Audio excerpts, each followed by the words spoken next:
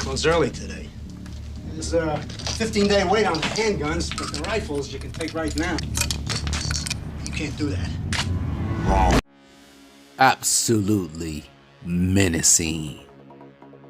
It's what made the Terminator franchise up until the second one great. But let's get into the Terminator.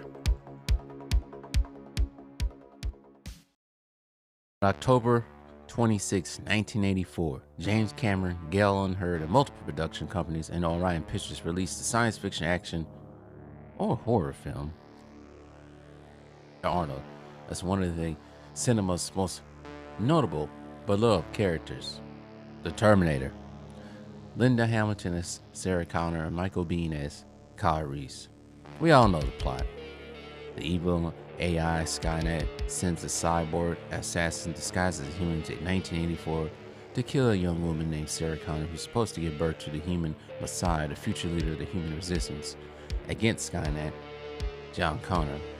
Kyle Reese is sent back to 1984 from the future to protect Sarah from this beast of a machine, but the two fall in love, thus creating this future Messiah of the human race.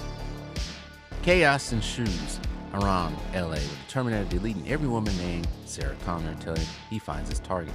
Thus Kyle and Sarah go on the run and escape the cyborg until a showdown in the factory with the death of Kyle Reese, but Sarah transforms from a meek 20-something-year-old to eventually destroying this cyborg in the showdown. At the end of the film, Sarah becomes pregnant with John, but leaving the city, recording audio tapes to her pass onto her son, with the boy taking a picture of her that would pass down to her son as well. The end. That's the plot of the Terminator. The film received mixed reviews, but later become part of the American culture, sending the Arnold into further stardom. James Cameron, as one of the leading directors in Hollywood. Had to make sure I was saying that right. I guess. And of course, giving birth to what I think is one of the best films of all time, Terminator 2: Judgment Day. Giving birth to the popular Universal Studios attraction and the true sequel to T2, the state-of-the-art 3D Terminator show called Terminator 2: Judgment Day: Battle Across Time. But we won't talk about what happened in 2003, 2009, 2015, 2019. You know, I don't think Terminator 3: Rise of Machines or Terminator Salvation, I really don't hate it. I know it has a lot of problems. I really don't hate it. As a full movie, I don't hate it. But I do have a problem with the last two films in the series, but that's a video for another day. So go check out the review of Terminator 3 I did last year, as well as my earlier videos on the history of the Terminator franchise. Yes, the Terminator was a big hit, perfect score on Rotten Tomatoes. The film gave us... I'll be back. Many were impressed with the film, including writer Harlan Ellison. He loved the film, but couldn't but notice the film's screenplay was quite similar to a short story he wrote 20-something years ago, and it was called The Soldier. It became an episode on the Outer Limits of the same name 20 years before. Well, Ellison threatened to sue for infringement. Orion Pictures did not hesitate to settle with Ellison over an undisclosed amount of money and gave him credit on later prints of the film. Cameron did not agree with the ruling, but there was nothing he could do. Ellison was a made man. Cameron wasn't. Cameron had to sit there and take it. It was a rule amongst writers. It was real greaseball shit. Sorry, I got carried with the Goodfellas quote, you know. Well, to simplify the plot of this episode, two soldiers from a war-torn distant future fight with laser beams everywhere. Then suddenly both men are thrown into a time vortex, sending one man to the year 1964, the other stuck in limbo. This feral, ravaged soldier in 1964 is captured, studied by a doctor named Kagan. This man could speak and look in English, but Kagan, being I cannot pronounce that, a doctor of languages, was able to translate what this soldier was saying. To make a short story even shorter, the soldier over time became a tame individual in society, even living with Dr. Kagan and his family. Well, he did break into a store to steal a rifle, bringing it back to the household, but he was fine. He was all good and dandy. Sooner or later, the time vortex from earlier weekend, that other soldier that broke out, tracked the now tamed soldier to Kagan's residence, starting the fisticuffs to the point both men expired. But there's a question that remains with this episode. Did the tame soldier sacrifice his life because he was trained to kill? Or was he because he wanted to protect the Kagan family? The episode called The Soldier premiered on September 19, 1964, almost, actually, 60 years ago. Now, you could say that James Cameron used certain parts of the story, including two soldiers from the future, a war-torn future, one of the soldiers protecting the family, studied by authorities, sacrifices his life to save innocence, a boring killer turned into a protector. Well, we do see some of these elements in both Terminator, Terminator 2, with Kyle Reese and the Arnold. And could say Terminator 3 and the rest of the films. I could see how Ellison was a little pressed that his ideals was used without his credit. Before we go on with the show, how about you guys like, share, subscribe to Franchise History TV, even comment down in the comments down below. I'm also on Instagram at franchise_TV and on Twitter at TV_franchise. I also have two other channels if you are interested: Lone Wolf Adventure TV and Franchise 2 Sports. So yeah, subscribe to those three channels. And also like, share, subscribe on all three of them. I say subscribe 3 times. I'm done. Bye. The saga of the Eternal Man, the one who never dies, called by various names in various times, but historically known as Gilgamesh. Now, others have claimed another Ellison written episode from the Outer Limits was used for the plot elements in the Terminator as well. This episode was called The Demon with a Glass Hand, and it premiered a month later on October 17, 1964. This story was based on an ancient Sumerian story called the Epic Gilgamesh, the Eternal Man, the man that never tasted death. In this episode, a man named Trent, of no memory of the previous 10 days of his life, discovers his hand has been replaced by an advanced computer-shaped hand and protected by a transparent material. 3 fingers are missing, and they must be reattached before Trent knows what's going on. To add, he's being hunted by aliens who have the other fingers throughout Los Angeles until he's playing hide and seek in the building and being aided by a young woman. It's always LA. It's always LA.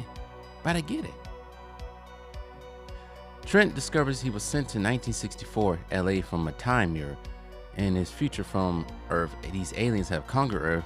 There's no more humans. Aliens are being delayed by a virus created by the humans to repel these aliens. These aliens are after him because Trent may hold the cure. But Trent destroys the aliens, but in a twist of events. Spoilers! Isn't human, but a robot. He contains the brain scans of the human survivors in his thorax, and he discovers this once he puts those missing fingers back together. Plus, he destroyed that damn time machine. What's worse, the young woman he met in the episode was feeling him, she's feeling him. But since he's a robot, it's a no-go on the cheeks, I guess. So Trent is forced to live 1,200 years into the future after the alien invasion to restore the human race. That's a fate worse than death. Everyone dies. No friendship, no cheeks, no love, no joy. Can't even kill himself. He's immune to diseases. Now, this episode of Outer Limits actually influenced X-Men animated series called One Man's Worth.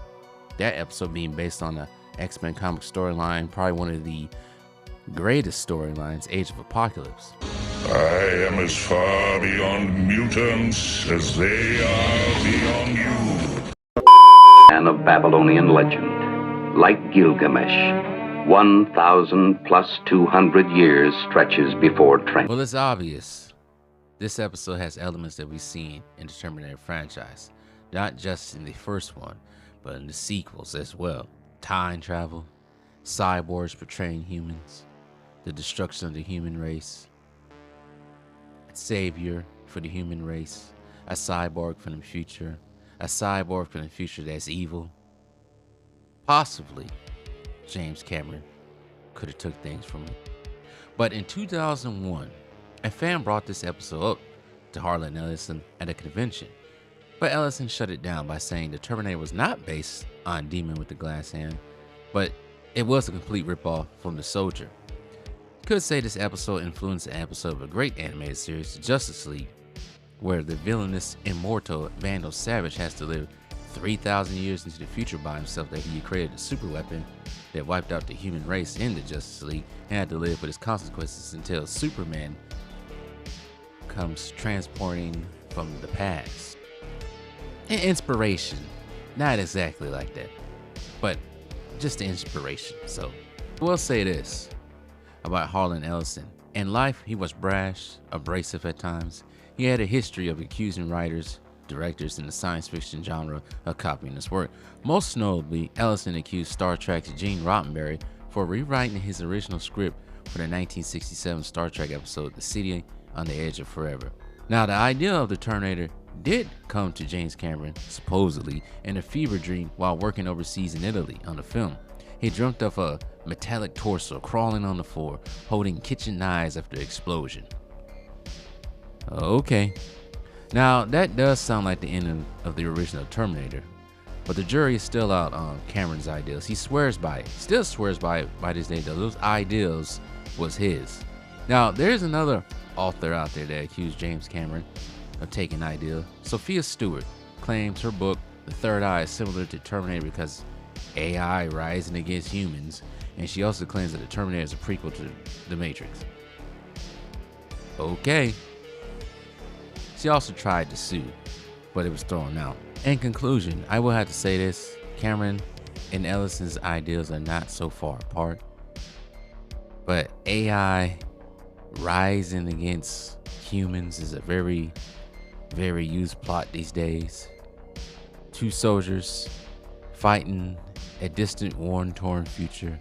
Yeah, I would have to say Cameron did take some ideas. He did. But in the long run, I think most of us are inspired by creators who came before us. But it also doesn't mean we should go bar for bar or ain't that right? Oh, word for word, bar for bar. Oh. No. So yeah, I have to agree. Cameron, he ripped some stuff off from Ellison's works. But the bigger question is, I want to ask you all before I leave, is the Terminator a slasher film? A science fiction horror film? It does share those elements. I mean, you have an unstoppable object with no quitting it until his mission is done. We have a woman being off all over the place during this film.